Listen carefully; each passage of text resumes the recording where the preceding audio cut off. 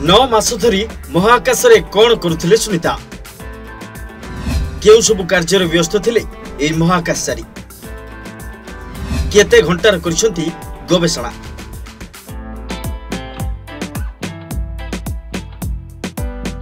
Naseer महाकाशचारी Sunita Williams एवं Buch Wilmer शेष 9 मास पर पृथ्वी को फेरी आछंती।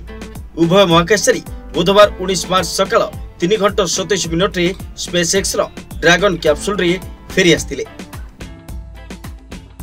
तांको सहित निक हेग एवं रूसीय महाकाशचारी अलेक्जेंडर गर्बनोव मध्य आस्तिले। सेमाने 4 जण अमेरिकार फ्लोरिडा निकट रे समुद्र रे अवतरण करथिले।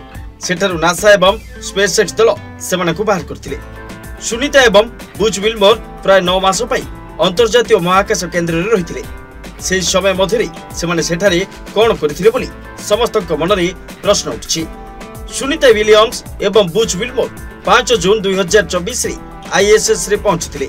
तांकर गस्त मात्र 8 दिन पाइथिला, किंतु यांत्रिक समस्या जकु तांको सेठारे 9 मास रहिबाकु पडिला। तथापि ए मिशन समय सुनीता विलियम्स विभिन्न कार्यक्रम रे व्यस्त रहिथिले। महाकाशचारी सुनीता विलियम्स अंतर्जातीय महाकाश स्टेशन रक्षणाबेक्षण एवं सफाई रे तांकर भूमिका ग्रहण करथिले। ए स्टेशन पई निरंतर रक्षणाबेक्षण आवश्यक।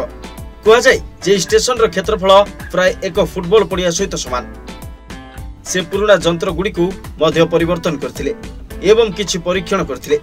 अमेरिकीय महाकाश संस्था नासा कहिछि जे सुनीता विलियम्स एवं तांको दल अंतर्जातीय महाकाश स्टेशन रे 286 दिन मध्यरे 900 घंटा गवेषणा समाप्त करछन्ती। एई समय मध्यरे से प्राय 150 टी परीक्षण करथिले। सुनीता विलियम्स महाकाश रे एते समय बिताइबारे विश्वर प्रथम महिला होछन्ती। नासा या मध्य कहिछि जे सुनीता महाकाश स्टेशन बाहरे 62 घंटा 6 मिनिट बितैथिले, अर्थात से 9 थर स्पेस वर्क करथिले। सुनीता विलियम्स आईएसएस उपरे अनेक गुरुत्वपूर्ण गवेषणा प्रकल्प रे काम करथिले। एई गवेषणा रे गुरुत्वाकर्षण, इंधन कोर्स, रिएक्टर, जैव न्यूट्रिएंट्स प्रकल्प, जीवाणुर वैज्ञानिक व्यवहार अंतर्भुक्त।